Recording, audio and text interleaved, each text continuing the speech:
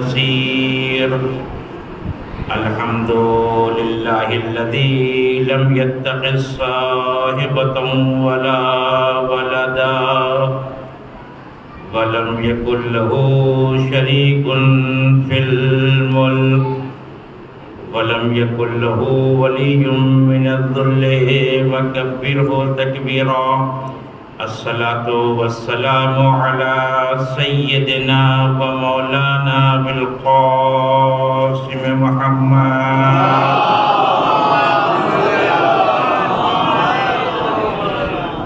وعليه الطيبين الطاهرين المعصومين المظلومين ولعنة الله على أعدائهم أجمعين. أما بعد فقد قال علي بن الحسين عليهم الصلاة والسلام: اللهم بلغ بإيماني أكمل الإيمان واجعل يقيني أفضل اليقين وانتهي بنيتي إلى أحسن النيات وبعملي إلى أحسن الأعمال. صلوات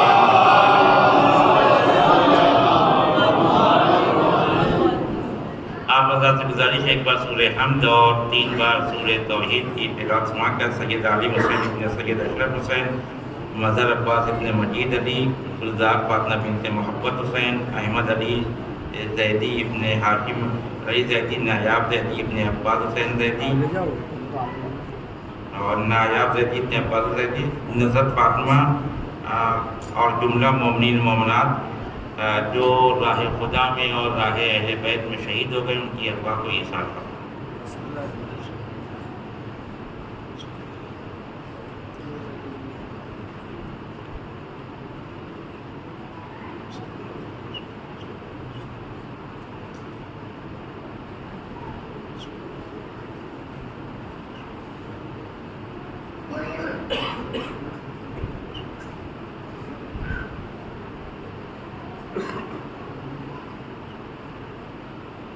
صلوات پڑھیں محمد وعلی محمد.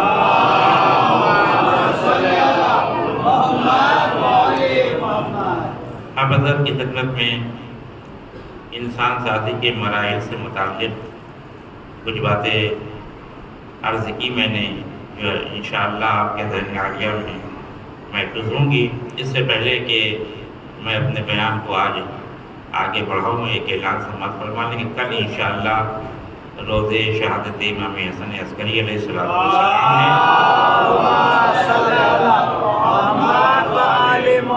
اور ایام اضحیٰ کا آخری دن ہے، لہذا حضرت کو پرسہ دینے کے لیے اسی عزا خانے میں ٹھیک 9:30 بجے مرثیہ خوانی کا سلسلہ شروع ہو جائے گا اور 10 بجے خطابت شروع ہوگی جو 11 بجے ختم ہو جائے گی. اور اس کے بعد تقریباً 1 یا 1 گھنٹہ 10 منٹ نوحہ خوانی کا سلسلہ جاری رہے گا.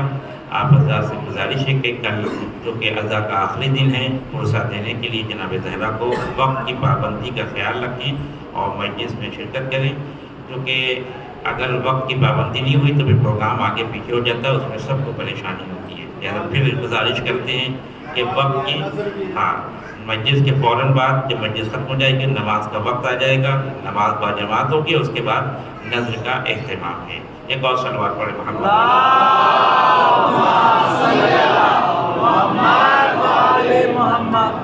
بہرحال یہ اس ایام اضحیٰ کی، اس شب کی، یہ اس سال کی آخری مجلس ہے رضا خانے کی، جسے آپ الوداعی مجلس بھی کہہ سکتے ہیں، اور کل پھر دن کی مجلس ہے.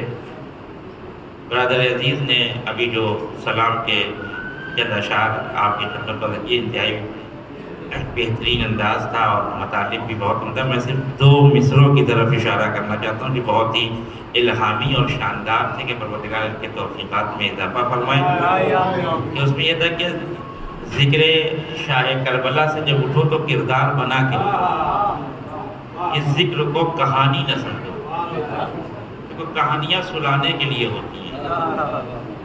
گھروں میں دیکھا ہوگا آپ نے کہ جب بچے چھوٹے ہوتے ہیں ان کو نیند نہیں آتی تو دادی اور نانی اور پھوپھی اور چچی ان سے کہتی ہیں ہم کو دے دو، ہم اس کو کہانی سنا دیتے ہیں.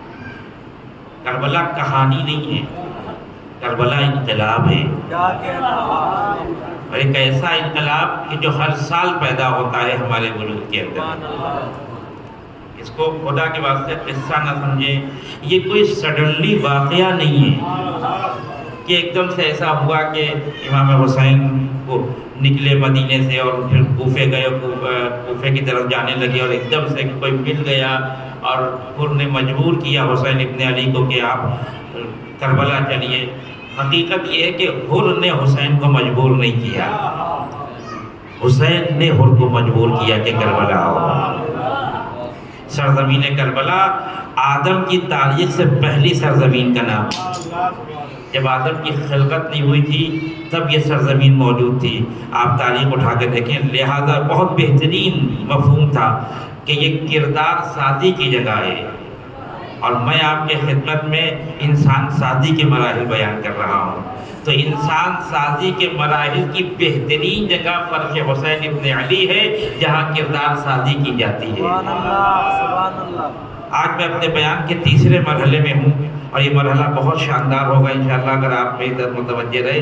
کل کی بات میں آپ کی خدمت میں 1 منٹ میں عرض کر دوں کہ کل میں نے آپ کی خدمت میں عرض کیا تھا کہ اللہ نے انسان کو انسان بنا کے پیدا نہیں کیا، انسان بننے کے لیے پیدا کیا، اور اس راہ میں انسان کا پورا میدان کھلا ہوا ہے۔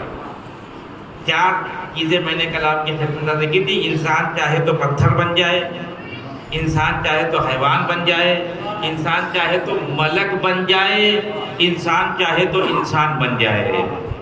اللہ نے کسی مسئلے کی طرف آپ کو مجبور نہیں کیا ہے، لیکن آج جو بات مجھے عرض کرنا ہے وہ یہ کہ جب ہم بن کے خدا کی طرف جائیں گے تو ایک ہمارا ٹائٹل ہوگا اور ایک ہماری حقیقت ہوگی۔ ٹائٹل الگ چیز ہے، حقیقت الگ چیز ہے۔ اس کو ٹائٹل میں کہا جائے، اس عمارت کو امام باڑہ کہتے ہیں، یہ اس کا ٹائٹل ہے، حقیقت نہیں ہے۔ حقیقت میں یہ حسین کا گھر ہے، کہتے اس کو امام بارگاہ ہے لیکن یہ حسین کا گھر ہے۔ اسی طرح سے پروردگار نے بشر کے لیے، قرآن اگر آپ اٹھا کے دیکھیں تو قرآن نے انسان کے لیے 3 لفظ استعمال کیے، کثرت سے استعمال کیا ہے قرآن نے، آدم، بشر اور انسان، یہ 3 لفظ استعمال کیے۔ لیکن جب اللہ اپنی طرف بلاتا ہے اپنے بندے کو تو یہ نہیں کہا کہ آدم تم آ جاؤ، بشر تم آ جاؤ۔ ظاہر ہے کہ ہم خدا کی مرضی کے پابند ہیں۔ کل بھی میں نے کہا تھا کہ ہم ملک نہیں بنیں گے، ملک بننے میں نقصان ہے، کیونکہ ملک کی ایکٹیویٹیز طے ہے پہلے سے۔ اگر ملک بننا ہوگا تو پھر تو بہت آسان ہے کہ ایک کام پہ لگے ہوئے ہیں چاہے وہ صحیح ہو صحیح نہ ہو۔ میں نے کل ایک مثال پیش کی تھی کہ ہمارے نماز پڑھنے کا وقت ہے، کسی مومن کو خون کی ضرورت ہے، ہم نے کہا یہ تو ہمارے نماز پڑھنے کا وقت ہے، ہم جا نہیں سکتے مومن مر جائے۔ تو اس کے معنی کہ ہم انسان نہیں ملک ہے۔ ملک اپنے کاموں سے نہیں ہٹتا ہے، جس کام پہ پروردگار نے اسے لگا دیا اسی کام پہ لگا ہوا ہے۔ لیکن جب اللہ کے رسول نے علی ابن ابی طالب سے کہا، اس انسان سے جو ساری زندگی رات میں جاگتا رہا، اس سے ایک رات سونے کا مطالبہ کیا، تو علی نے یہ نہیں کہا کہ مجھے نیند نہیں آئے گی، لیکن اگر علی یہ کہتے ہیں کہ ہم جاگنے کی جگہ پہ سو کیسے جائیں تو پھر علی نہیں ہے، ملک بن جائیں گے۔ علی نے کہا ملک بننا انسان کا کمال نہیں ہے، انسان بننا انسان کا کمال ہے۔ جب جاگنے کی مرضی ہوگی تو جاگیں گے، جب سونے کا وقت آئے گا تو سوئیں گے، کیونکہ ہم اپنی مرضی سے نہ سوتے ہیں نہ اپنی مرضی سے جاگتے ہیں۔ خدا کی مرضی تو بندہ سوئے گا، خدا کی مرضی تو بندہ بیدار رہے گا۔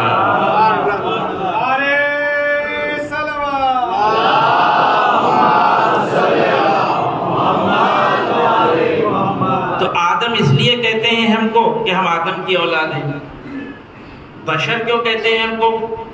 کیونکہ ہماری جلد کی وجہ سے بشرا ایک کیفیت تاری ہوتی ہے۔ دیکھا ہوگا کہ غم اور خوشی کی کیفیت کیسے معلوم ہوتی ہے؟ چہرے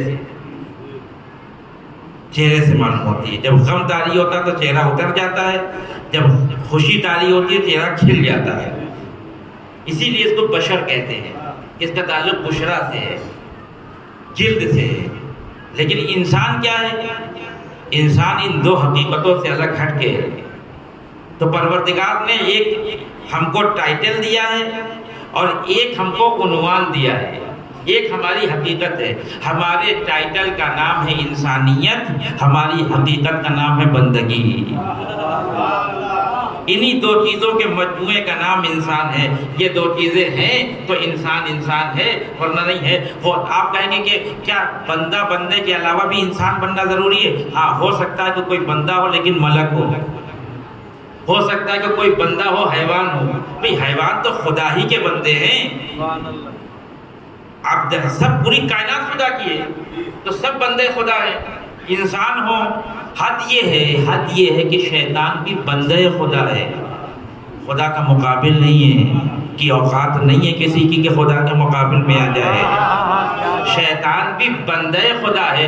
یہ الگ مسئلہ ہے کہ انسان اور شیطان کا فرق یہ ہے کہ انسان اپنی بندگی کو یاد رکھتا ہے، شیطان اپنی بندگی کو بھول جاتا ہے۔ تو جس دن ہم اپنی بندگی کو بھول جائیں اسی دن ہم شیطان بن جائیں گے، اور جس دن ہمیں بندگی یاد رہے اسی دن ہم انسان بن جائیں گے۔ لیکن بس میں دو باتیں عرض کر کے اپنی بات کو آگے بڑھانا چاہتا ہوں، دونوں باتیں قرآن سے، دو آیت پیش کروں گا تاکہ آپ کے لیے مسئلہ یہ حل ہو جائے کہ اللہ نے جب انسان کو اپنی طرف بلایا، دو مرتبہ تذکرہ کیا ہے پروردگار نے انسان کے آنے کا، انسان تجھے میرے پاس آنا ہے، انسان تجھے میرے پاس آنا ہے۔ ایک مرتبہ انسانیت کا عنوان قائم کیا، ایک طرف بندگی کا عنوان قائم کیا۔ جب معراج پہ بلایا تو آواز دی سبحان الذی اسری بعبدہ لیلا من المسجد الحرام الی المسجد الاقصی الذی بارکنا حولہ لنریہ من آیاتنا۔ ہم رات میں لے گئے کسے؟ آدم کو نہیں، ہم رات میں لے گئے کسے؟ بشر کو نہیں، ہم رات میں لے گئے اپنے بندے کو۔ اس کے معنی یہ ہے کہ معراج بندگی کی علامت ہے۔ جب انسان مرحلے بندگی میں اتر جاتا ہے اور اپنے کو خدا کا بندہ قرار دیتا ہے تو پروردگار خود اپنے سب سے قریبی فرشتے کو بھیج کے کہتا میرے بندے کو لے کے آؤ۔ یہ ایک مرحلہ ہے جہاں پروردگار بلا رہا ہے، حیوان کو نہیں بلایا، پتھروں کو نہیں بلایا، ملک کو نہیں بلایا، اور حیثیت بتا دی ملک کی۔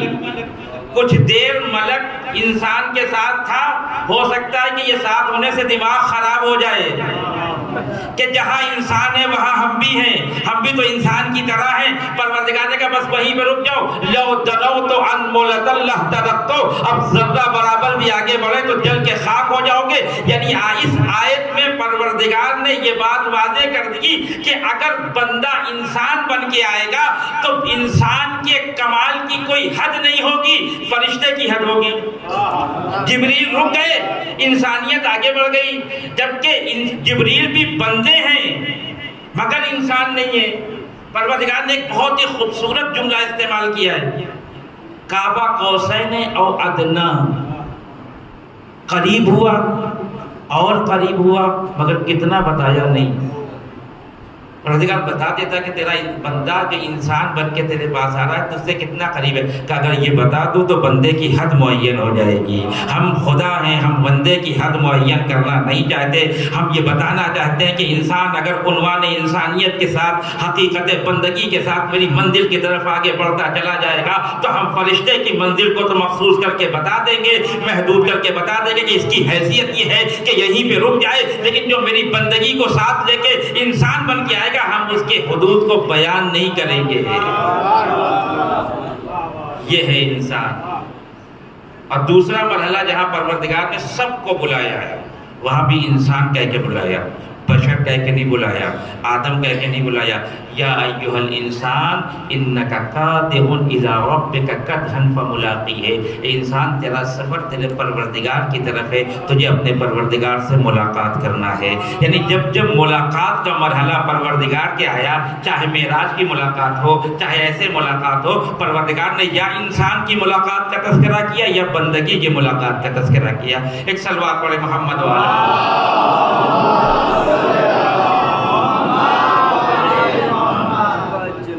اور کیا ہمیں انسان بننا ہے۔ یہی مراحل انسان سازی ہے۔ پہلے مرحلے میں ہمیں انسان بننا ہے۔ اب ایک دوسرا مرحلے میں گفتگو کے دوسرے مرحلے میں داخل ہو رہا ہوں جو اس سے بھی زیادہ شاندار ہے۔ انسان بننا ہے، کیسے بننا ہے انسان؟ ہمارے پاس دو چیزیں ہیں، ایک ہمارا جسم ہے ایک ہماری روح ہے. ہمیں کس پہ کام کرنا ہے؟ ہر ہفتے بیوٹی پارلر جانا ہے تاکہ چہرے کا رنگ کم نہ ہونے پائے. ہر مہینے میں ایک دفعہ فیشیل کرانا ہے تاکہ چہرے پہ جھریاں نظر نہ آنے پائیں. اپنے ناخنوں کو صاف کرنا ہے تاکہ خوبصورت لگے. یہ کرنا ہے، یہ بن کے انسان جانا ہے. اللہ نے کہا کہ اپنے جسم کو سوار کے آنا ہماری بارگاہ میں نہیں. دیکھیے یہ جو حسن ہے، کل کسی بندے مومن نے مجھ سے کہا کہ مولانا اب آپ آئندہ آئیے گا تو حسن میں مجلس پڑھیے گا. میں نے وعدہ کیا اگر اللہ نے توفیق دی اور میں مطالب جمع کر سکا تو انشاءاللہ میں حسن کے اوپر بات کروں گا، لیکن حسن مادی نہیں، حسن حقیقی. حسن حقیقی کے اوپر بات کروں گا، مادی حسن نہیں. یہ جو 50-60 سال کا ہے وہ بھی 50-60 سال بیوٹی پارلر کے بھروسے پہ، ورنہ 30-35 ہی میں ڈھل جاتا ہے. انسان کا ایک الگ حسن ہے، وہ حسن کبھی نہیں ڈھلتا. انسان جوان ہو، انسان بچہ ہو، انسان بوڑھا ہو جائے، وہ حسن کبھی نہیں ڈھلتا. وہ پھر میں نے فوراً ان کو ایک حدیث سنا دی تھی حسن کے بارے میں، وہ میں آپ کو سنا دیتا ہوں تاکہ آپ کے ذہن میں رہے کہ حسن کیا ہے. یہ لپسٹک، یہ پاؤڈر، یہ نیل پالش، یہ فلاں، یہ سب حسن نہیں ہے، یہ سب مجاز ہے. یہ کچھ دیر کے بعد ختم ہوتے چلے جائیں گے. اللہ نے ایک دوسرا حسن پیدا کیا ہے. رسول اکرم کی ایک حدیث ہے جس کو فریقین نے نقل کیا ہے. حدیث سنتے جائیے، لطف آ جائے گا آپ کو. فرماتے ہیں رسول اکرم کہ لو کان العلم رجلا لکان علیا. آپ نے کبھی علم دیکھا ہے؟ کسی نے دیکھا ہے علم؟ پھر کیا دیکھا ہے آپ نے؟ عالم دیکھا ہے. علم نہیں دکھتا، علم دکھنے والی چیز ہی نہیں ہے. اب یہ تفصیلی بحث ہے کہ کیوں نہیں دکھتا. علم دکھنے والی چیز نہیں ہے، عالم دکھتا ہے. لیکن رسول کہہ رہے ہیں علم دیکھنا چاہتے ہو؟ لو کان العلم رجلا لعلیا. کبھی علم اگر انسانی شکل میں آئے گا تو وہ شکل علی کی ہوگی، وہ شکل علی کی ہوگی.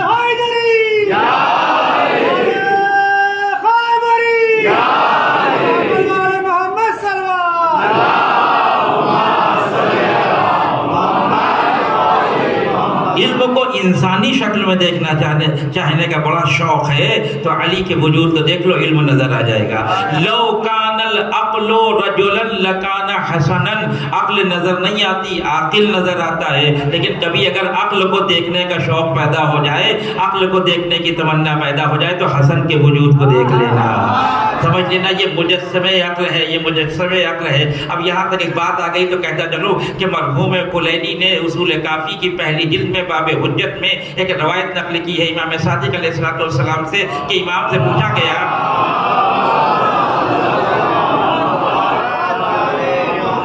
آپ حضرت تھوڑا سا اور آگے جائے، تھوڑی سی جگہ ابھی یہاں پہ بچی ہوئی ہے جو کہ بعد میں آنے والوں کو زحمت نہ تھوڑا سا آگے جائے.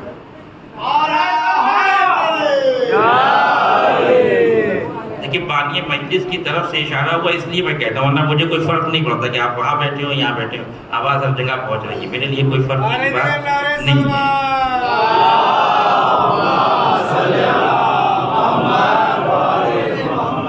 تو امام سے پوچھا گیا چھٹے امام سے کہ مولا عقل کسے کہتے ہیں؟ امام نے کہا کہ ما عبد بہ الرحمن وقت صبا بہ الجنان. عقل دو کیفیتوں کا نام ہے، جس سے خدا کی عبادت کی جائے اور جنت کو حاصل کیا جائے. رسول اکرم فرماتے کہ کبھی عقل کو دیکھنے کی اگر کا شوق پیدا ہو تو حسن کو دیکھ لو. یعنی حسن مجسم عقل ہے، اس کے معنی ہے جس کے ہاتھ سے حسن کا دامن گیا، عبادت بھی گئی، جنت بھی گئی. اس کے بعد امام رسول اکرم فرماتے لو کان الحلم رجلا لکان حسینا. اگر حلم، صبر، بردباری جو نظر نہیں آتی اگر کبھی انسانی شکل میں دیکھنا چاہتے ہو تو حسین کو دیکھ لو. حسین حلم مجسم کا نام ہے، حسین صبر مجسم کا نام ہے، حسین ایک ایسی کیفیت کا نام ہے کہ جہاں سارے نبی آ کر جھک کے سجدہ کرتے ہیں۔ حسین تیرے صبر کے بعد ہمارا صبر نہیں، تیرے حلم کے برابر ہمارا حلم نہیں، تیری کیفیت کے برابر میری کیفیت نہیں، تیری عظمت کے برابر میری عظمت نہیں۔ اور آخری جملہ جس کے لیے میں نے ذمہ دی، حسن کیا ہے، حسن کیا ہے؟ پھر رسول اکرم فرماتے ہیں لو کان الحسن لو کانت الحسن شخصا لکانت فاطمہ، اگر حسن جو نظر نہیں آتا، جو دکھائی نہیں دیتا، جو سمجھ میں نہیں آتا، اگر کبھی حسن کو دیکھنے کا شوق پیدا ہو تو فاطمہ کو دیکھ لو۔ بات یہیں پہ ختم ہو جاتی تو ہم سمجھ لیتے کہ حسن کیا ہے، حسن کی کیفیت کیا ہے۔ ہم یہ کہتے ہیں حسن اور فاطمہ برابر چیز کا نام ہے، نہیں، اس کے بعد جو رسول نے فرمایا وہ عجیب جملہ ہے، فرماتے ہیں بل ہی اعظم، بل ہی اعظم کا ترجمہ یہ ہوگا کہ فاطمہ حسن سے زیادہ حسین ہے، فاطمہ حسن سے زیادہ۔ تو یہ حسن جو جسم کے اوپر طاری ہوتا ہے یہ ختم ہو جائے گا، یہ باقی نہیں رہے گا۔ اللہ نے کہا ہم تم سے تمہاری روح کے بارے میں سوال کریں گے، تمہارے جسم کے بارے میں سوال نہیں کریں گے۔ ہم یہ نہیں پوچھیں گے تمہارے چہرے کا رنگ گورا تھا کہ کالا، ہم یہ نہیں پوچھیں گے کہ تم لمبے تھے کہ تمہارا قد بستہ تھا، ہم تم سے یہ نہیں پوچھیں گے تم کس قبیلے کے تھے، تمہارا باپ کون تھا، تمہاری ماں کون تھی، یہ ہم سوالات نہیں کریں گے۔ وہ چیزیں جو تمہارے اختیار میں بننے کی ہیں اس کے بارے میں پوچھیں گے، جو ہم نے بنایا ہے اس کے بارے میں نہیں پوچھیں گے۔ تو قرآن نے، پھر میں قرآن کی طرف آ رہا ہوں، میں نکلنا نہیں چاہتا قرآن کی وادی سے۔ پھر قرآن نے 2 لفظ استعمال کیے اسی انسان کے لیے، ایک لفظ خلقہ ہے اور ایک لفظ خلق ہے۔ میں نے اس دن گھر کی مجلس ظفر صاحب کے گھر کی مجلس میں کہا تھا کہ قرآن کو بہت سمجھ کے پڑھیے، زبر زیر پیش میں معنی بدل جاتے ہیں۔ یہ آیت اللہ نہ بنی واٹس ایپ والے کے ایک آیت بھیج دیے گا بس اس پہ جو عمل نہ کرے وہ کافر ہو گیا۔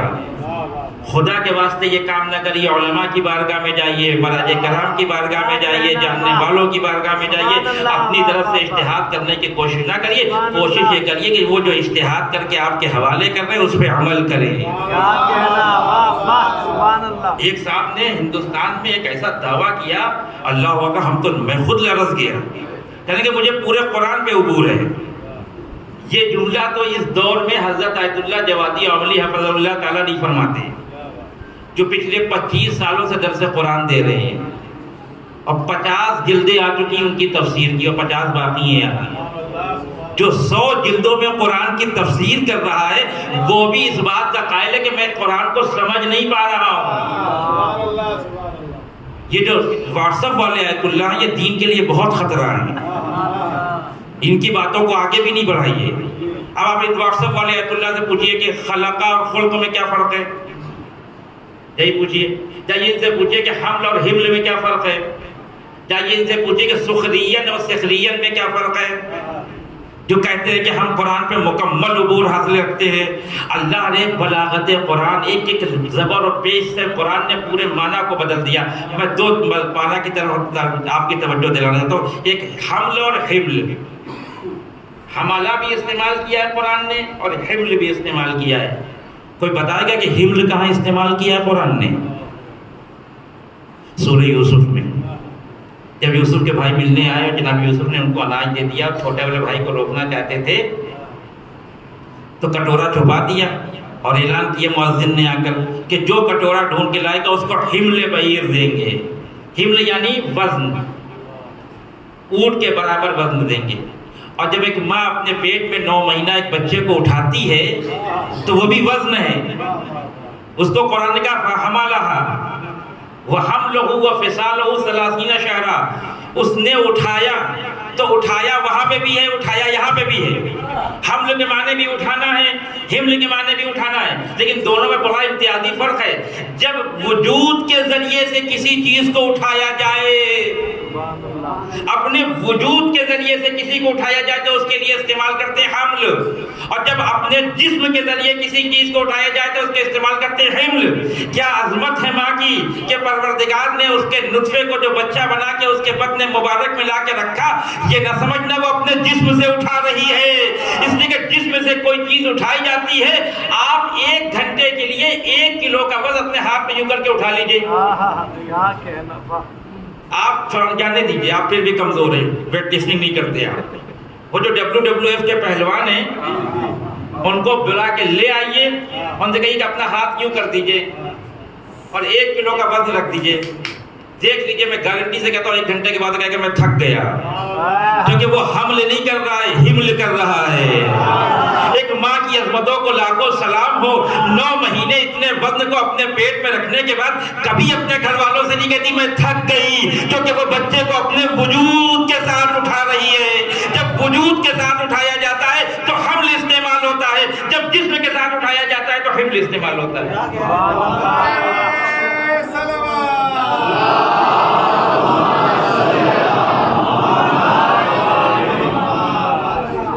اسی طرح خلق اور خلق ہے۔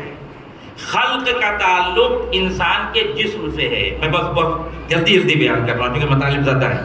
خلق کا تعلق انسان کے جسم سے، خلق اللہ، اللہ نے پیدا کیا۔ پیدا کرنا کس کی ذمہ داری ہے؟ خدا کی۔ خلق کا تعلق کس سے؟ انسان کی روح سے۔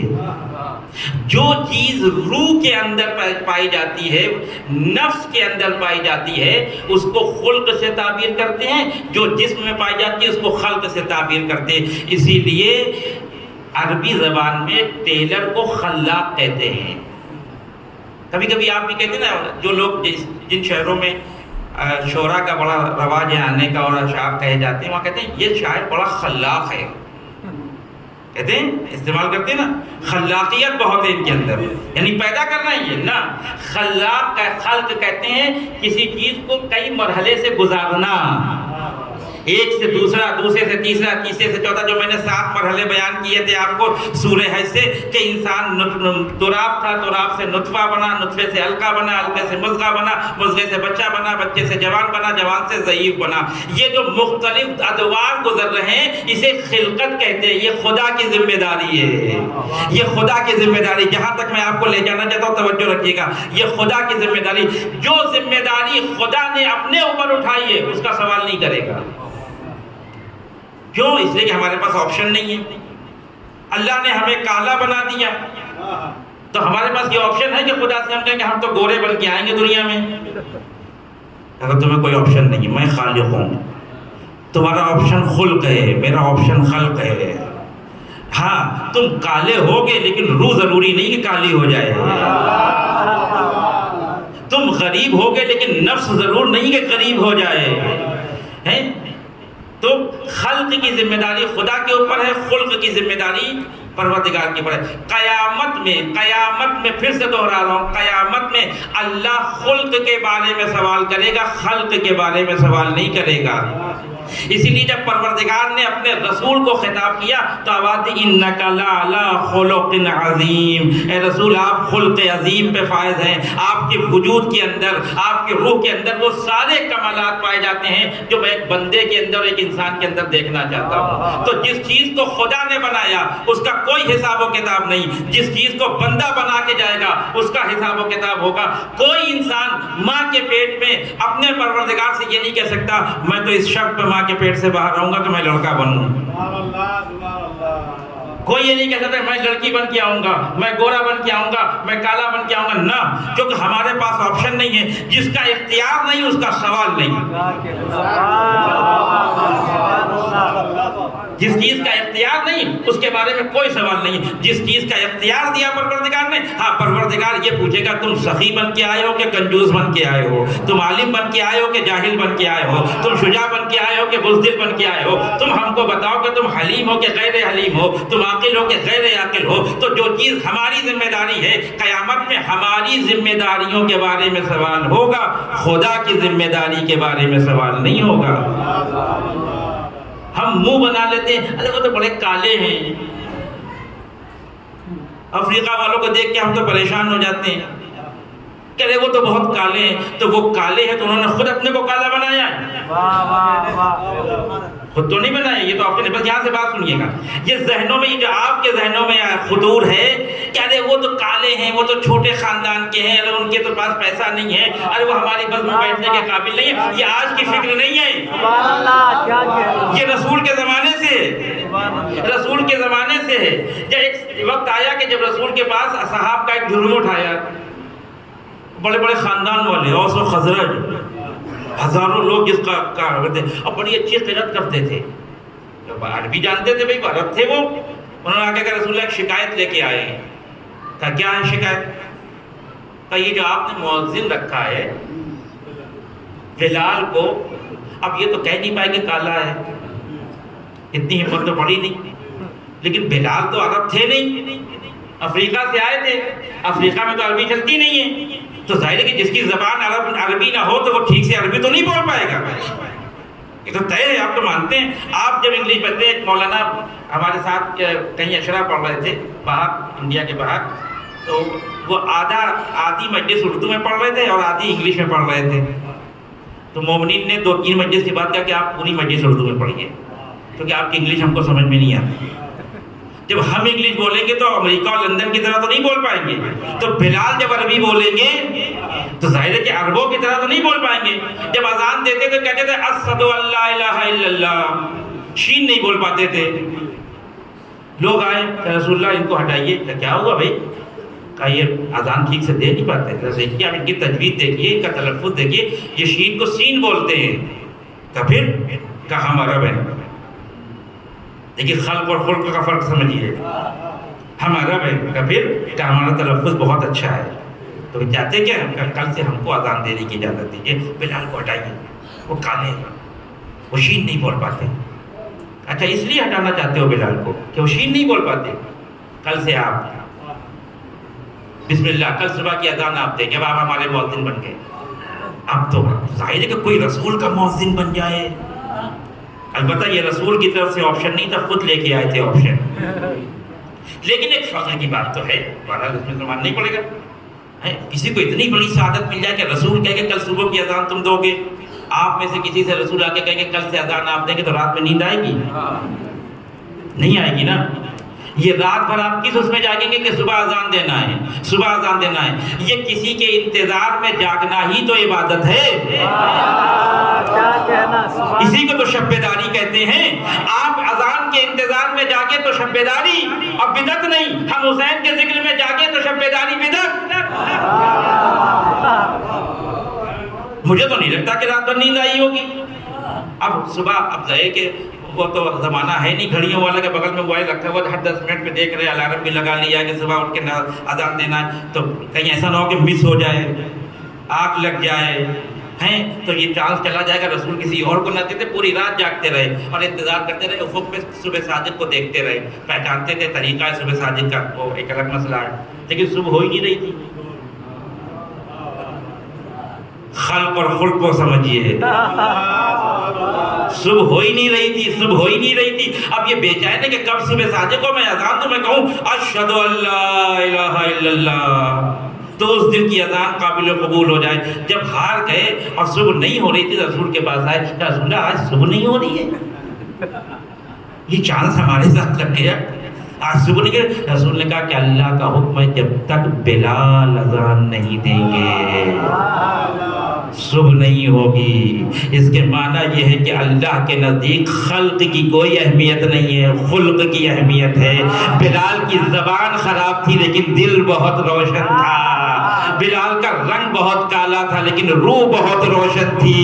پروردگار کہتا ہے ہمیں روح روشن چاہیے، جس میں سے ہمیں کوئی سروکار نہیں ہے. جسم مٹ جائے گا، جسم ختم ہو جائے گا. تو معلوم ہوا کہ انسان کو جو کچھ بننا ہے وہ روح کے اعتبار سے بننا ہے، جسم کے اعتبار سے نہیں بننا ہے. اس کے کہنے کا مطلب میرا قطن یہ نہیں ہے کہ آپ پھٹے ہوئے کپڑے پہن کے جائیں، بالوں میں کنگھی نہ کریں، گندا کپڑا پہن کے، یہ بھی نہیں. یہ آداب اسلامی ہے کہ جب رسول اپنے گھر سے نکلتے تھے تو اپنے پورے وجود کا ایک دفعہ چیک کرتے تھے، کوئی ایسی چیز تو نہیں میرے وجود پہ جسے دیکھ کے لوگ مذاق اڑائیں.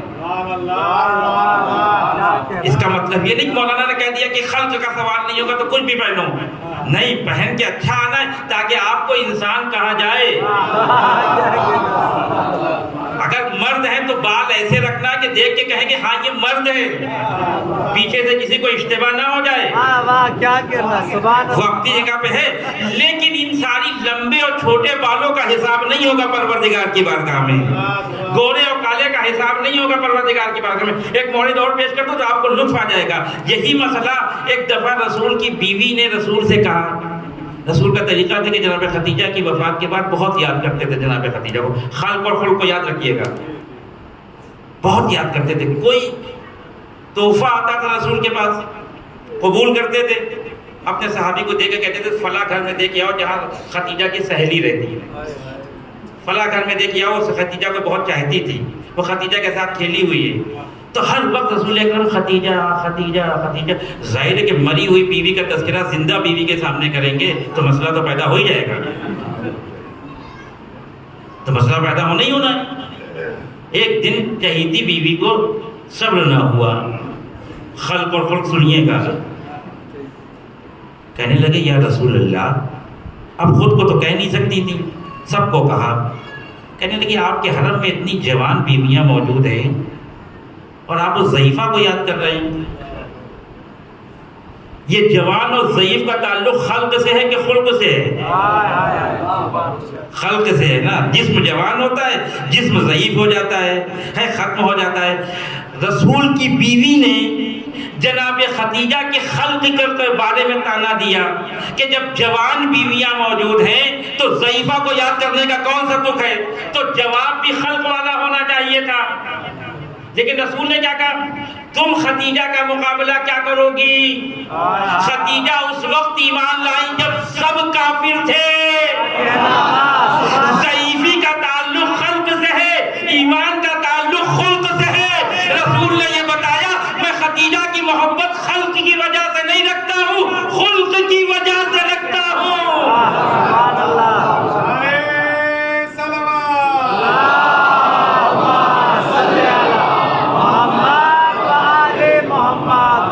اور یہ جو سب میں نے کہا اس میں بڑی جامعیت ہے. جب سب کافر تھے, سب کافر تھے, اس وقت خدیجہ میرے اوپر ایمان لے کے آئی. جب سب مجھے ابتر کہہ رہے تھے اس وقت خدیجہ نے مجھے صاحب اولاد بنایا. جب کوئی میری مال سے مدد نہیں کر رہا تھا اس وقت خدیجہ نے سارے مال کو میری بارگاہ میں لا کے رکھ دیا. تو بیوی تو خلق کی بات کر رہی تھی, رسول خدیجہ کے خلق کی بات کر کے بتا رہے ہیں کہ یہ اتنی عظیم بیوی ہے رسول کی کہ جس کا خلق اتنا عظیم ہے جو پروردگار کو پسند ہے. اور اتنی رعایت کی پروردگار نے خدیجہ کی. خدا کی قسم, خدا کی قسم, اس مرحلے کو میں بیان کرنے جا رہا ہوں, عظیم مرحلہ ہے.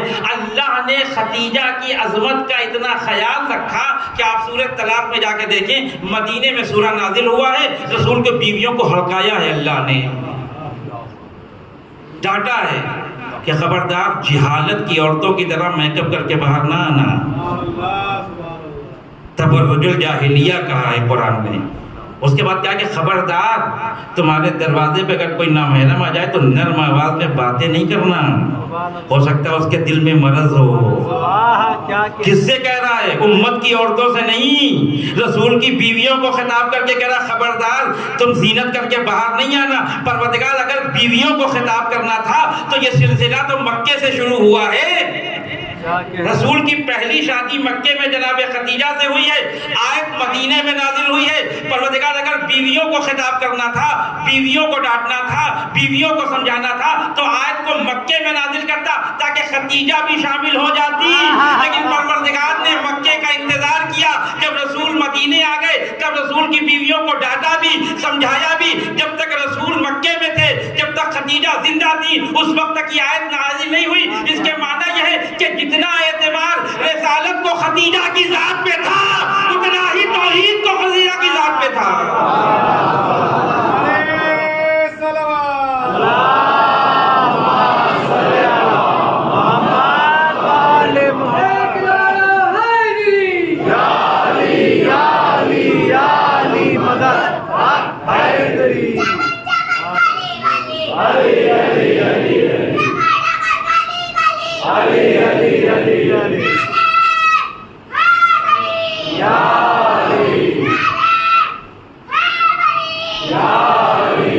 اب آپ سمجھے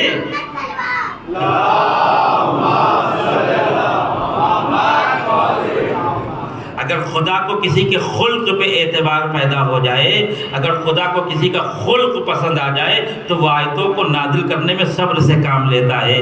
جب علی کی رسول کی یہ بیوی دنیا سے چلی جائے گی تب میں ساری بیویوں کو سمجھانے کی کوشش کروں گا کہ یہ کام نہ کرنا، تاکہ مسلمان یہ نہ کہے کہ ان بیویوں میں خدیجہ بھی شامل ہے۔ خدیجہ کا مقابلہ کسی بیوی سے نہیں ہو سکتا، خدیجہ کا مقابلہ کسی عورت سے نہیں ہو سکتا۔ تو اللہ نے ہمارے خلق کے خلق کی ذمہ داری لی ہے، خلق کو ہمارے اوپر چھوڑا ہے۔ شجاعت تمہیں پیدا کرنا ہے، سخاوت تمہیں پیدا کرنا ہے، تقوی تمہیں پیدا کرنا ہے، ایمان تمہیں پیدا کرنا۔ ہم نہیں پیدا کریں گے، ہم اسباب فراہم کریں گے ان چیزوں کے، ہم تم کو بتائیں گے۔ بس یہیں سے بات کو میں مرتبط کر کے ختم کرنا چاہتا ہوں۔ پھر اب سوال یہ ہے کہ جب ہمیں اپنے خلق کو بنانا ہے تو کن کن مراحل سے گزرنا ہوگا۔ وہ مراحل روایات میں، وہ مراحل قرآن میں بیان ہوئے ہیں، اور اسی کی طرف امام سجاد اشارہ کر رہے ہیں۔ آج تیسری مرحلے میں یہاں تک آیا ہوں کیونکہ مقدمات اتنے زیادہ تھے، اگر اس کے بغیر میں داخل ہو جاتا تو شاید آپ کو لطف نہیں آتا۔ تو اب امام سجاد بتائیں گے کہ اپنے خلق کو کیسے بنانا ہے۔ مولا بتائیں گے، آئے مقام دعا میں فرماتے ہیں اللہم بلغ بے ایمانی اکمل الایمان، پروردگار میرے ایمان کو اکمل ایمان قرار دے دے۔ اب انسان کے مراحل کیا ہیں؟ اسلام، ایمان، یقین، اطمینان، رضا، تسلیم۔ ان منزلوں سے انسان کو گزر کے پروردگار کی بارگاہ میں جانا ہے۔ مرحلہ شروع کہاں سے ہوا؟ اسلام سے۔ ختم کہاں ہوا؟ تسلیم پہ۔ تسلیم جانتے ہیں کسے کہتے ہیں؟ تسلیم ایسے ہی ہے جیسے مردہ، جب مردے کو زمین پہ لٹایا جاتا ہے تو اپنا سارا اختیار چھوڑ دیتا ہے۔ یہ میں بہت عام سی مثال پیش کر رہا ہوں۔ تسلیم کے مرحلے میں انسان بالکل ہاتھ اٹھا لیتا ہے۔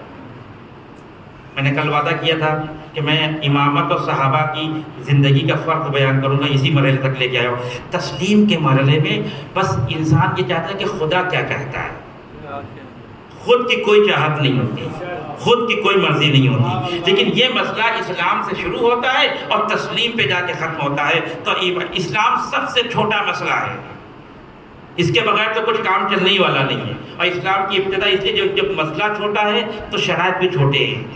بس ایک توحید کا کلمہ پڑھو، ایک رسالت کا کلمہ پڑھو، مسلمان ہو جاؤ گے۔ لا الہ الا اللہ محمد رسول اللہ، ہو گئے مسلمان۔ منافق، فاسق سب مسلمان ہیں، مسلمان ہیں سب مسلمان۔ یہاں تک آیا ہوں تو ایک بات اور عرض کرتا چلوں۔ اسلام کا کم ترین فائدہ جانتے کیا؟ اگر کوئی انسان لا الہ الا اللہ محمد رسول اللہ کہہ دے تو اس کی جان، مال، عزت، آبرو محفوظ۔ بھلو آپ کو معلوم ہو یہ منافق ہے، لیکن اگر مسلمان ہے تو آپ اس کی عزت پہ حرف نہیں لا سکتے، اس کے مال کو نہیں لوٹ سکتے، اس کے گھر کو نہیں جلا سکتے، اس کو جان سے نہیں مار سکتے۔ اللہ اکبر، اللہ اکبر۔ مرحلہ آپ دیکھیں کہ مصر سے ایک ڈیلیگیشن آیا ایران۔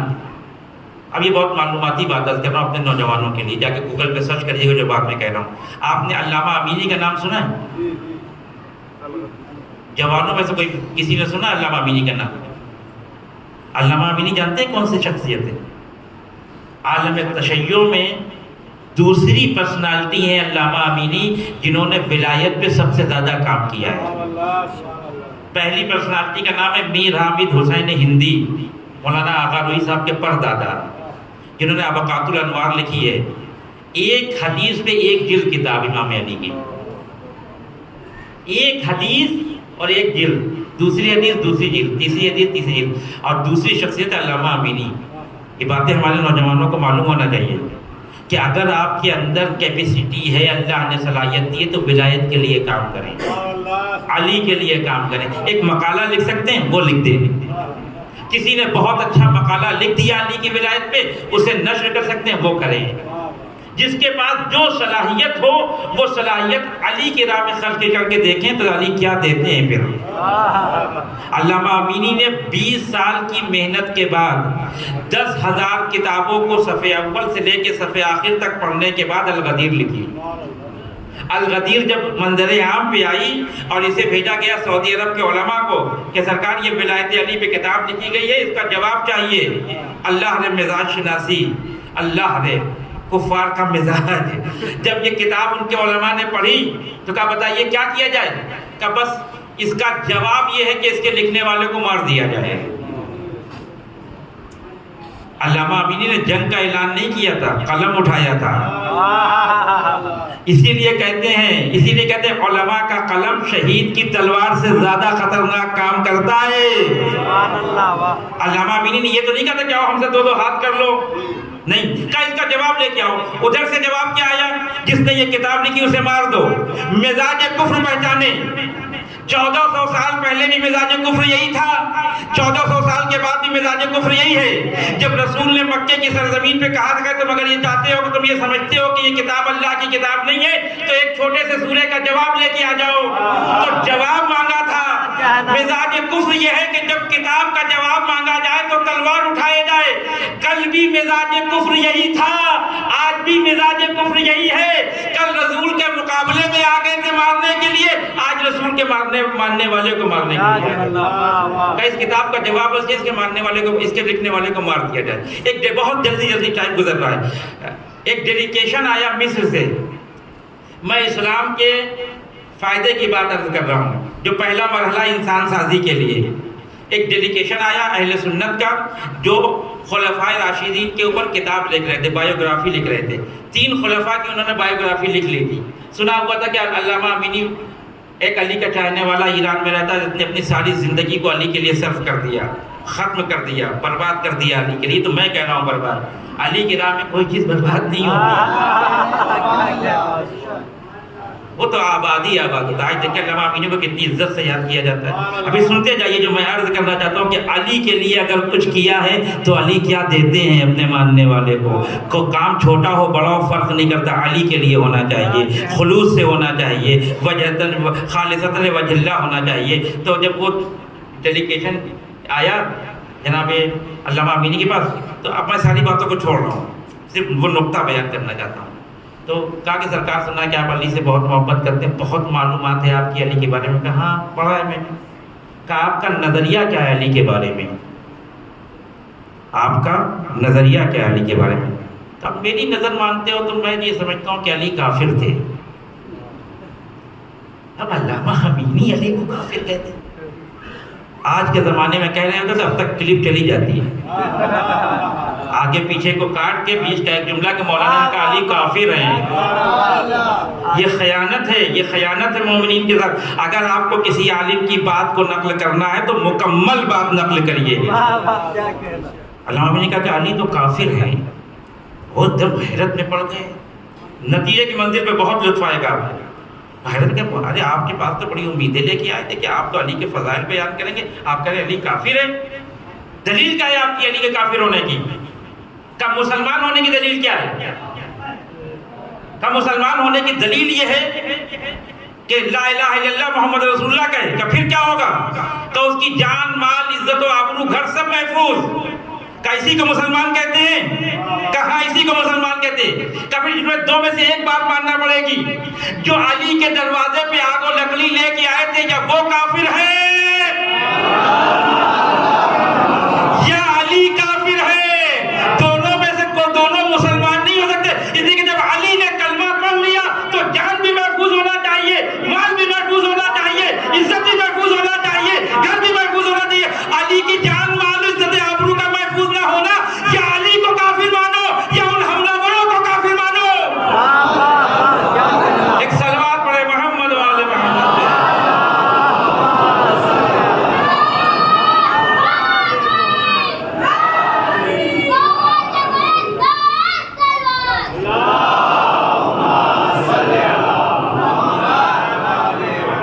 اسلام کا کم ترین اثر یہ ہے کہ انسان کی جان و مال و عزت و آبرو محفوظ رہے، اور پھر علی کے اسلام کا کیا کہنا؟ تو یہ مانیے کہ جنہوں نے حملہ کیا تھا وہ کافر تھے یا جس پہ حملہ کیا گیا وہ کافر تھے. کہ ان کے اسلام کو مانے یا نہ مانے آپ کے ایمان پہ کوئی فرق نہیں پڑے گا، لیکن اگر علی کے اسلام کو نہیں مانا تو اسلام گیا آپ کا. بس آخری بات، علامہ امینی نے اپنی پوری زندگی کام کیا امام علی کے اوپر. ہماری طرح خالی نعرے نہیں لگوائے مجلس میں، مرجع بن سکتے تھے، لوگ تقلید کر سکتے تھے، چھوڑ دیا یہ راستہ کہ نہیں میں جا کے علی کے لیے کام کروں. تو جب ان کا انتقال ہو گیا علامہ امینی کا، تو انتقال کے 1-2 سال یا مجھے فگر نہیں معلوم وہ دن کتنے دن ہیں، ان کے شاگرد نے نقل کی یہ بات کہ میں نے علامہ امینی کو خواب میں دیکھا. خواب میں کیا دیکھا کہ حوض کوثر کا منظر ہے، حوض کوثر کے کنارے ملک کھڑے ہوئے ہیں، فرشتے کھڑے ہوئے ہیں، علی ابن ابی طالب کھڑے ہوئے ہیں، اور علی کے چاہنے والے آ رہے ہیں. علی کہہ رہے ہیں فرشتوں سے کہ ان کو حوض کوثر پہ لاؤ، ان کو سیراب کرو حوض کوثر سے. اور ایک آ رہا ہے، سیراب ہوتا چلا جا رہا ہے، سیراب ہوتا چلا رہا ہے، ملک جام پیش کرتے چلے جا رہے ہیں. اب دیکھیے یہ خواب کی باتیں آپ نہیں مانیے، میں آپ کے اوپر کوئی زور نہیں دے رہا ہوں. ہو سکتا ہے کہ آپ خواب کی بات پہ یقین نہ رکھتے ہو، لیکن مجھے علی کی عطا پہ یقین ہے. وہ شاگرد کہتا ہے کہ میں نے دیکھا کہ ایک دم سے حوض کوثر پہ علامہ امینی داخل ہوئے. جیسے ہی علامہ امینی داخل ہوئے، علی نے ملک سے کہا کہ ہٹ جاؤ، سب ہٹ جاؤ حوض کوثر سے، یہ میرا چاہنے والا، اسے میں اپنے ہاتھ سے سیراب کروں گا. علی کے لیے کچھ کر کے دیکھیے، علی کے لیے کچھ خرچ کر کے دیکھیے.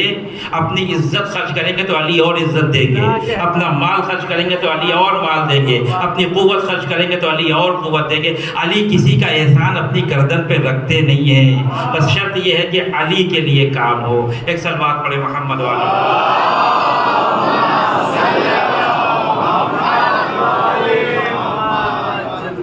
تو پہلا مرحلہ اسلام ہے، بہت چھوٹا سا مرحلہ ہے، اس میں نہیں جا رہا ہوں. امام علی نے پہلے خطبے میں تذکرہ کیا ہے ان چیز کا، ساری چیزوں کا. دوسرے مرحلے کی طرف بیان کرنا چاہتا ہوں جو امام سجاد نے کہا، بلغ بایمانی اکمل الایمان، پروردگار پہنچا دے میرے ایمان کو ایمان کامل تک. آپ نے توجہ کی اس بلغ کے اوپر، یہ معمولی جملہ نہیں ہے، لفظ نہیں ہے، اس کو قرآن نے بھی استعمال کیا ہے. اور جہاں پر قرآن نے استعمال کیا ہے وہیں پہ امام سجاد نے استعمال کیا ہے. قرآن نے کیا کہا؟ یا ایھا الرسول بلغ، اے میرے رسول پہنچا دیجئے. کس چیز کو؟ علی کے اس پیغام کو. علی کے پیغام کا تعلق کس سے ہے؟ ایمان سے ہے. جب تک علی کو قبول نہیں کریں گے مسلمان رہیں گے، مومن نہیں ہوں گے.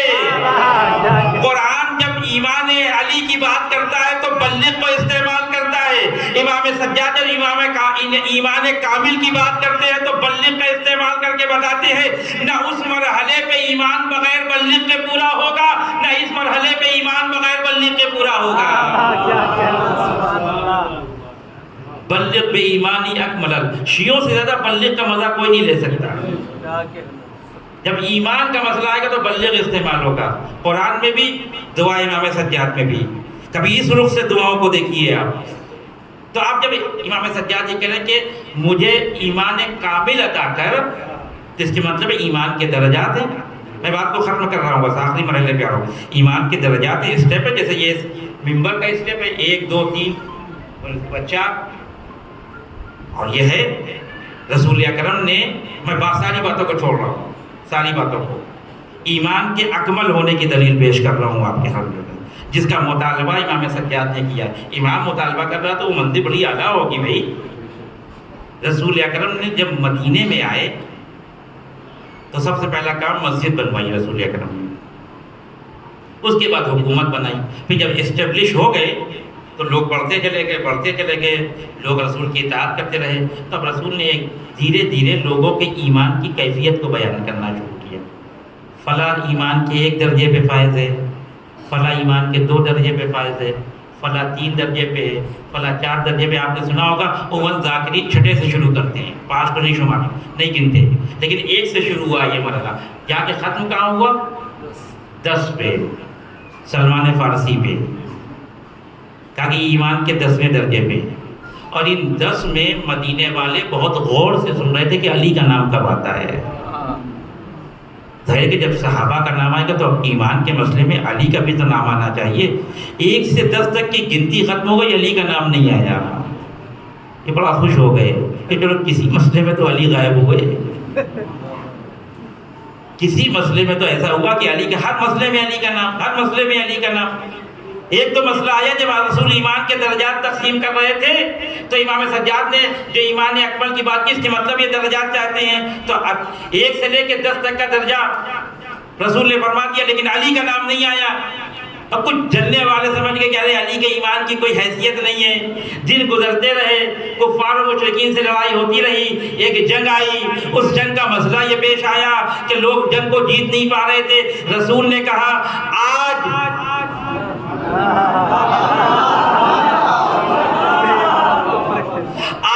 کل ایمان کل کفر کے مقابلے میں جا رہا ہے.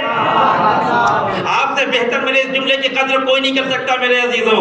آج کل ایمان کل کفر کے مقابلے میں جا رہا ہے. ارے وہ لوگ تو پریشان ہو گئے, ہم تو سمجھ رہے تھے کہ علی ایمان کے کسی درجے پہ ہیں. یہ صحابیت کا مقدر ہے کہ ایمان کا درجہ ملتا ہے. امامت ایمان کے درجے پہ فائز نہیں ہوتی, کل ایمان ہوتی ہے.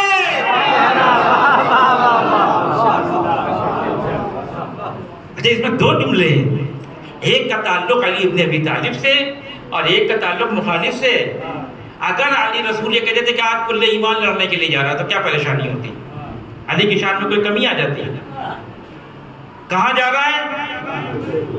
کل کفر کے مقابلے میں. اللہ رے حکمت رسول اکرم, اگر رسول اکرم یہ کہہ کے خاموش آ جاتے تھے کہ آج کل ایمان جا رہا ہے لڑنے کے لیے, تو رسول کی زندگی کے بعد اگر بڑی بڑی پرسنالٹیاں علی کے مقابلے میں آ کے کھڑی ہوتی تو دنیا یہی کہتی وہ کل ایمان ہے, یہ ایمان کے درجے پہ فائز ہے.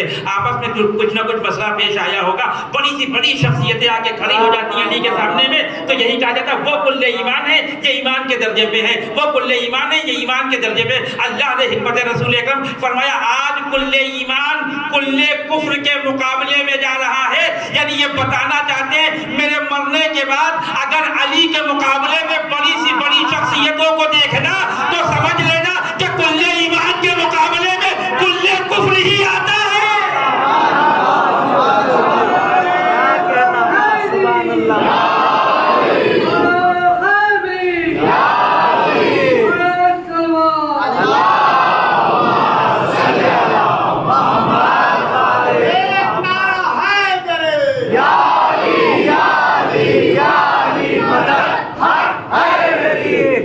سبحان اللہ.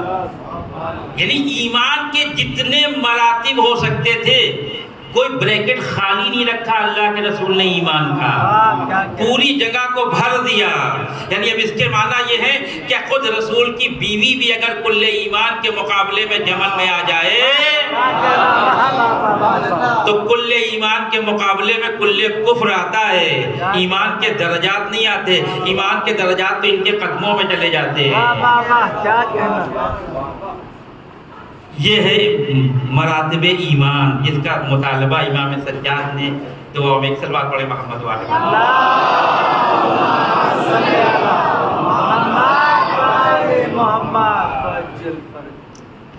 بس میں بات کو ختم کر رہا ہوں اپنے اس وعدے کے ساتھ جو میں نے کل کیا تھا کہ میں امامت اور ایمان کے مسئلے کی بات کر رہا ہوں. صرف ایمان پہ میری کوشش یہ تھی کہ جو موضوع میں اٹھاؤں میں اسی پہ بات کروں, کہیں ادھر ادھر نہ جاؤں. بہت سے لوگ سمجھتے ہیں کہ امام اور صحابیت بالکل برابر ہے نا. میں پھر جلدی گزر رہا ہوں. ایک صحابی ہیں رسول کے جابر بن عبداللہ انصاری, رسول کے ساتھ ہیں اور امام محمد باقر تک ان کی زندگی رہی. رسول اکرم کی زندگی ہے, امام محمد باقر کی زندگی ہے. آپ کی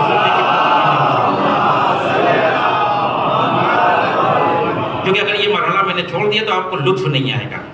رسول جب دنیا سے جانے لگے تو جابر سے کہتے ہیں جابر تم میرے 5ویں بیٹے سے ملاقات کرو گے, محمد نام ہوگا اس کا, لقب اس کا باقر ہوگا. کہ مولا رسول اللہ میں اس سے ملاقات کروں گا, کہاں؟ اور اس کے بعد کہتے ہیں کہ میرا سلام امانتاً اس کو پہنچا دینا. یہ سلام تمہارے پاس امانت ہے, میرے 5ویں بیٹے کو پہنچا دینا. اسی دن جابر سمجھ گئے تھے کہ اس جب تک ملیں گے نہیں موت آئے گی نہیں, اس لیے کہ رسول کی امانت مرنے نہیں دیتی. اب زمانہ گزرتا رہا. جب پانچویں امام کا زمانہ آیا تو یہ مدینہ کی گلیوں میں یا محمد یا محمد یا محمد کہہ کے ٹہلتے تھے. ایک دن کسی نے بتا دی کہ یہی ہے رسول کا وہ نواسا جس کی تمہیں بشارت دی گئی تھی. امام محمد باقر علیہ السلام سے ملاقات ہوئی. میں ساری باتوں کو چھوڑ رہا ہوں, وہ اصل پوائنٹ بیان کرنا چاہتا ہوں. جناب جابر نے ملاقات کی, ہاتھوں کو چوما اور اپنے اس امانت کو امام باقر کو دیا کہ آپ کے نانا نے آپ کو سلام کہلوایا تھا. اب سوچئے کہ آپ یہ سوچیے کہ صحبت کا اثر دیکھیے. رسول اکرم جناب فاطمہ زہرا, امام علی, امام حسن, امام حسین, امام سجاد کی زندگی کو دیکھا ہے قریب سے, اور امام باقر کی زندگی بھی دیکھا. تو کتنا مومن انسان ہوگا جابر بن عبداللہ انصاری, کتنا مومن ہوگا. تو امام باقر نے یہی پوچھ لیا, اے جابر, اے میرے نانا کے صحابی, تمہارے ایمان کی کیفیت کیا ہے؟ تو جابر بھائی 6 معصوموں کے ساتھ رہیں کہ تھوڑا سا تو غرور ہوگا کہ آج اپنے ایمان کی کیفیت کو بیان کرنے کا موقع ملا ہے. چلو وہ بھی امام وقت کے سامنے کا. سرکار بس یہ سمجھ لیجیے کہ میری ایمان کی کیفیت یہ ہے کہ میں امیری کے اوپر غریبی کو فوقیت دیتا ہوں. میں یہ چاہتا ہوں کہ میں غریب رہوں, امیر نہ رہوں. میں ضعیفی کو جوانی پہ فوقیت دینا چاہتا ہوں. میں یہ چاہتا ہوں کہ ضعیف رہوں, جوان نہ رہوں. اور میں مرض کو شفا کے اوپر, صحت یابی کے اوپر فوقیت دیتا ہوں. میں چاہتا ہوں میں مریض رہوں, میں شفا یاب نہ رہوں. یہ اپنے ایمان کی کیفیت بیان کر رہا ہے وہ انسان جو 6 معصوموں کی صحبت سے فائدہ اٹھا چکا ہے. اور جب اپنے ایمان کی کیفیت کو بیان کر دیا, بات کو ختم کر رہا ہوں, ایمان کو بیان کر دیا کیفیت کو, تو پوچھتے ہیں مولا آپ کے ایمان کی کیفیت کیا ہے؟ آپ ایمان کے کس درجے پہ فائز ہیں؟ پوچھ کس سے رہا ہے جس کا دادا کل ایمان تھا. پوچھ کس سے رہا ہے جس کے دادا کی گواہی ایمان کی دلیل بن جاتی ہے. امام نے فرمایا تم میں اور ہم میں بس فرق یہی ہے کہ ابھی بھی تم میں اور خدا کے درمیان ایک میں ہے. تم نے ابھی کچھ دیر پہلے کیا کہا کہ میں یہ چاہتا ہوں, میں یہ چاہتا ہوں, میں یہ چاہتا ہوں. تم 6 اماموں کے 6 معصوموں کی زندگی سے سبق سیکھنے کے بعد ابھی بھی میں پہ آ کے رک گئے ہو. ہمارے ایمان کی کیفیت یہ ہے کہ ہم یہ نہیں کہتے کہ ہم یہ چاہتے ہیں, ہم یہ چاہتے ہیں, ہمیں غریبی پسند ہے, ہمیں امیری پسند ہے, ہمیں شفا پسند ہے, ہمیں مرض ہے. ہم یہ کہتے ہیں وہ جو چاہے گا وہ ہم چاہیں گے. ہماری اپنی کوئی چاہت نہیں ہے, جو کچھ ہے پروردگار ہے. اسی آخری مرحلے کا نام تسلیم ہے, جہاں بندہ اپنے وجود سے ہاتھوں کو اٹھا کے کہے پروردگار اگر تو مجھے مریض دیکھنا چاہتا ہے تو میرے لیے مرض بہتر چیز ہے, تو مجھے شفا یاب دیکھنا چاہتا ہے تو میرے لیے شفا یاب بہترین چیز ہے, تو مجھے غریب دیکھنا چاہتا ہے تو غریبی پسند ہے, تو مجھے امیر دیکھنا چاہتا ہے تو امیری پسند ہے.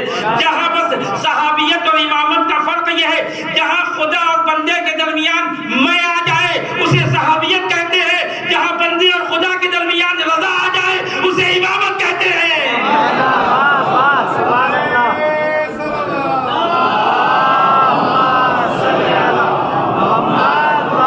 اور قربان جائیے اپنے علماء کے, قربان جائیے اپنے مراجع کرام کے, قربان جائیے اپنے ان لوگوں کے جنہوں نے آپ کو دین سکھایا. خدا کی قسم اپنے علماء کا مقابلہ کبھی اصحاب سے نہ کریے گا. اصحاب سے بلند ہیں آپ کے علماء. کیا کہنا, بے شک, سبحان اللہ. العلماء ورثۃ الانبیاء, علماء انبیاء کے وارث ہیں. خدا کی قسم میں کہہ رہا ہوں کہ آپ کے علماء, آپ کے مکتب فکر کے علماء اصحاب رسول سے بلند ہیں. کیونکہ ایک مرحلہ ایران میں پیش آیا تھا خرم شہر کا. صدام نے خرم شہر کو اپنے اختیار میں لے لیا اور کہا کہ اگر تمہارے اندر دم ہو ایرانیوں کے اندر تو خرم شہر لے کے دکھاؤ. امام خمینی نے فوجیوں کو جمع کیا, کہ اب تو ناک کی بات ہے, اب تو عزت کی بات ہے, تو لینا ہی پڑے گا. لے لیں گے, کوئی مسئلہ نہیں ہے. فوجیوں نے حملہ کیا, خرم شہر کو واپس لے لیا. اب خرم شہر کو جب واپس لے لیا تو ایک بحث چھڑ گئی. جو بری فوج تھی وہ کہہ رہی تھی ہم نے خرم شہر کو واپس لیا, جو ہوائی فوج تھی وہ کہہ رہی تھی کہ ہم نے لیا, جو پانی کی فوج تھی وہ کہہ رہی تھی ہم نے لیا. آپس میں اختلاف ہو گیا پورے ایران میں کہ کس نے لیا خرم شہر کو, کس نے لیا خرم شہر کو. خدا ہماری جانیں قربان ہو جائے ہمارے علماء کے اوپر. امام خمینی نے ایک جملے میں سارے مسئلے کو حل کر دیا. بڑا مشہور جملہ ہے, آپ گوگل پہ جا کے سرچ کر لیجیے, یہ جملہ آپ کو مل جائے گا. امام خمینی نے کہا خرم شہر را خدا آزاد کر دے. خرم شہر کو نہ تم نے آزاد کیا, نہ تم نے آزاد کیا, نہ تم نے آزاد کیا, خرم شہر کو خدا نے آزاد کیا. ذرا کیفیت کو ملائیے جب امام باقر کہہ رہے ہیں کہ ہم کچھ نہیں ہیں, سب خدا ہے. اصحاب رسول کو دیکھیے جہاں خدا اور بندے کے درمیان میں جائے۔ امام خمینی کہہ سکتے تھے کہ ہم نے خرم شہر کو آزاد کیا، لیکن یہ مکتب اہل بیت کا پلا ہوا شاگرد ہے، یہ جانتا ہے کہ خدا اور بندے کے درمیان میں کا آنا اچھی بات نہیں ہے، رضا کا ہونا اچھی بات ہے۔ ایک صلوات پڑھے محمد و آل محمد۔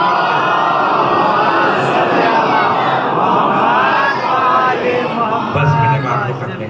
یہ ہے بلغ ایمانی اکمل الایمان، پروردگار میرے ایمان کو اکمل ایمان بنا دے۔ یہاں سے بھی بندہ آگے بڑھتا چلا جائے گا کہ کل اگر آپ وقت سے آ گئے مجلس میں تو میں یقین کے بارے میں عرض کروں گا، وَجْعَلْ یقینی افضل الیقین، پروردگار میرے یقین کو افضل یقین قرار دے۔ یقین کیا ہے؟ یقین کی کیفیت کیا ہے؟ یقین کیسے حاصل ہوتا ہے؟ یقین کے نتائج کیا ہیں؟ یہ ساری چیزیں اور ایک مرحلہ اور پیش کریں گے جو آپ اب چند سالوں سے 10-12 سالوں سے ایک نعرہ لگ رہا ہے لبیک یا حسین کا، اس کا فلسفہ بیان کروں گا۔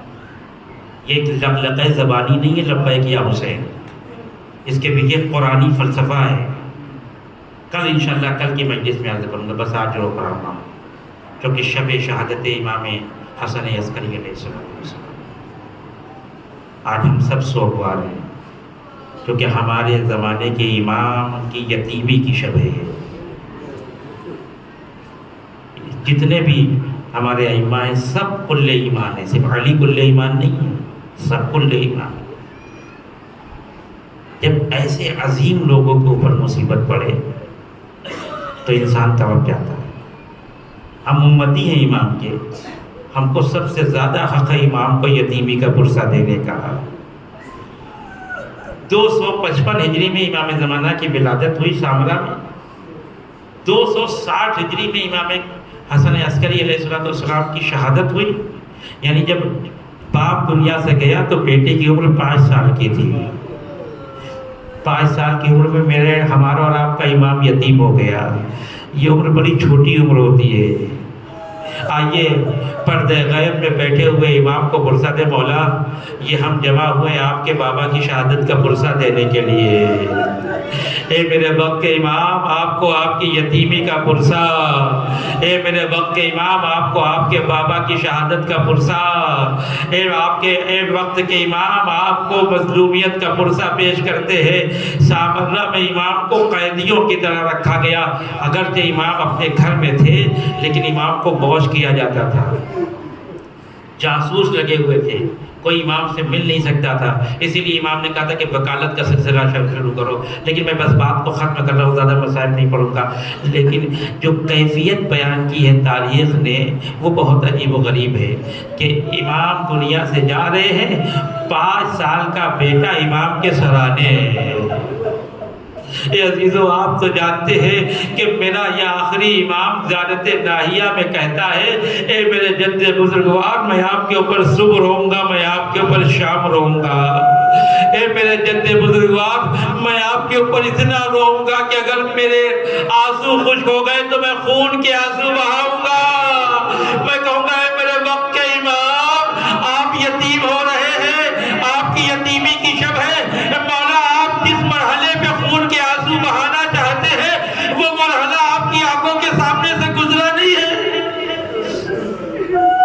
مولا آپ اسی بات میں تو خون کے آنسو بہائیں گے کہ علی اکبر کے سینے پہ برچی کا پھل لگا۔ مولا آپ اسی بات میں تو خون کے آنسو بہائیں گے کہ قاسم کا لاشا پامال ہو گیا۔ مولا آپ اسی بات میں تو آنسو بہائیں گے کہ آپ کے چچا عباس کے شانے منقطع ہو گئے۔ مولا آپ اسی بات میں تو آنسو بہائیں گے کہ آپ کے جد کا لاشا پامال ہو گیا۔ مولا یہ ساری باتیں آپ نے سنی ہوئی ہے تو آپ خون کے آنسو بہا رہے۔ مولا وہ ماں کیا کرے جس نے اکبر کے کلیجے کو دیکھا؟ ارے وہ ماں کیا کرے جس نے قاسم کے پامال لاشے کو دیکھا؟ ارے وہ بہن کیا کرے جس نے بھائی کے لاشے کو پامال ہوتا وہ دیکھا؟ آج عزا کی آخری شب ہے، ایک بیٹے کو باپ کا پرسہ دیجئے، امام زمانہ کو باپ کا پرسہ دیجئے۔ باپ دنیا سے جا رہا ہے، بیٹا سرانے ہے۔ آپ جانتے ہیں جب زہر کا اثر ہوتا ہے تو پیاس کی شدت بڑھ جاتی ہے۔ اے امام حسن عسکری مبارک ہو، جب آپ دنیا سے جا رہے ہیں، پیاس کی شدت بڑھ رہی ہے تو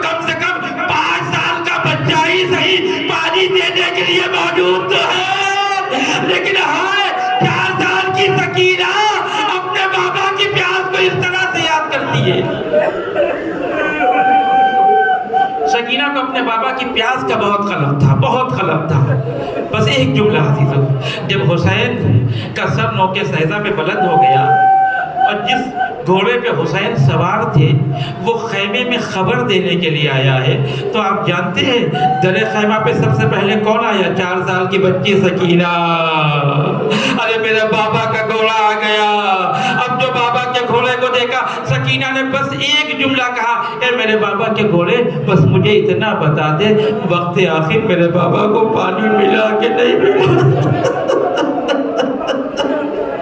اے مولا، آپ کے پاس 5 سال کا بیٹا موجود تھا جو آپ کو پانی ملا سکے، لیکن ہائے غریب حسین۔ سکینہ پوچھتی ہے بس اتنا بتا دے میرے بابا کو پانی ملا کہ نہیں ملا؟ عزیزوں، میں نے مجلس کو ختم کیا، ابھی تابوت برآمد ہوگا، آپ زیارت کریں گے۔ اے مولا، ہم زندہ ہیں آپ کا تابوت اٹھانے کے لیے، آپ کا بیٹا پردے غیب میں ہے، کوئی مسئلہ نہیں ہے، جانے والے ہیں تابوت کو اٹھانے کے لیے، لیکن ایک غریب کربلا میں ایک بیٹا ہے، کربلا میں ایک باپ کا لاشا مقتل میں پڑا ہے۔ ابھی آپ امام حسن عسکری کے تابوت کی زیارت کریں گے۔ انتقال ہوا، پھر میں بات سے ملا کے بات کو ختم کرنا چاہتا ہوں عزیزوں۔ انتقال، امام کی شہادت واقع ہوئی، جنازہ لا کے رکھا گیا گھر کے باہر، امام کے بھائی آئے نماز جنازہ پڑھنے کے لیے۔ بس آخری جملے عزیزوں، ایک دم سے مجمع نے دیکھا کہ ایک 5 سال کا بچہ نمودار ہوا، اس نے کہا چچا یہ آپ کا حق نہیں ہے، یہ میرا حق ہے۔ میں کہوں گا امام آپ کو مبارک ہو، آپ کا بابا اس دنیا سے گیا تو آپ نے کم سے کم اپنے بابا کے نماز جنازہ تو پڑھا دی، آخری مرحلے پہ بابا کو رخصت تو کر دیا۔ اے مولا، آپ 5 سال کی عمر میں آ کر اپنے بابا کی نماز جنازہ پڑھا چکے، ذرا کربلا کے میدان میں آئیے۔ ارے لوگوں نے امام زمانہ کو پرسا دیا ہوگا، جو چاہنے والے سامراہ میں تھے وہ آئے ہوں گے۔ اے وقت امام، پرسا قبول کرو۔ یہی ہوتا ہے، جس کا باپ دنیا سے چلا جائے اس کے بیٹے کو پرسا دیا جاتا ہے۔ مولا ذرا کربلا میں آئیے، 11 محرم ہے، ایک بیٹا ہے جو کربلا سے گزر رہا ہے، ایک بیٹا ہے جو کربلا سے گزر رہا ہے۔ کیفیت یہ کہ ہاتھوں میں ہتھکڑیاں ہیں، پیروں میں بیڑیاں ہیں، گلے میں خاردار توق ہے۔ بس یہی سوچ کے تو سید سجاد زندگی بھر روتے رہے۔ جب کسی نے پوچھا کہ مولا کتنا روئیں گے، کتنا روئیں گے، تو بس یہی کہا تھا کاش تم کربلا میں ہوتے تو دیکھتے میرے بابا کا جنازہ مقتل میں پڑا تھا، اور ان ظالموں نے اپنے کشتہ اہل جس کو دفن کر لیا۔ نبی کے نوازے کا جنازہ زیر آسمان پڑا تھا۔ ارے زینب نے بھتیجے کے چہرے پہ نظر کی، چہرے کا رنگ متغیر، دوڑ کے آئی، میرے لال یہ کیا ہو رہا ہے؟ اے ببی اماں، ارے میرے بابا کا جنازہ اے عزیزو، ایسا کوئی غریب دنیا میں نہ ہوگا۔ ارے کسی کا باپ اگر عالم غربت میں مر جائے تو اسے بھی غسل کفن دیا جاتا ہے، لیکن سید سجاد ارے اپنی آنکھوں سے دیکھ رہے ہیں کہ بابا کا جنازہ مقتل میں پڑا ہے۔ پھوپھی نے تسلی دی، میرے لال اپنے کو سنبھالو، میں نے نانا سے سنا ہے، بس آخری مرحلے میں نے نانا سے سنا ہے کہ تمہارے بابا کو غسل کفن بھی دیا جائے گا، ظاہری زیارت کرنے آئیں گے، قبر بنے گی۔ پھوپھی نے بھتیجے کو سمجھا دیا، لیکن جب صبر نہ آیا تو مدینے کا رخ کر کے کہتی ہے یا جدہ صلی علیہ ملک السماء، اے نانا آپ کی نماز جنازہ آسمان نے پڑھائی، یہ آپ کا حسین ہے جو مقتل میں پڑا ہے۔ اے مولا، آپ کا تابوت اڑ رہا ہے، لیکن ایک غریب تھا جو کربلا میں پڑا ہوا تھا،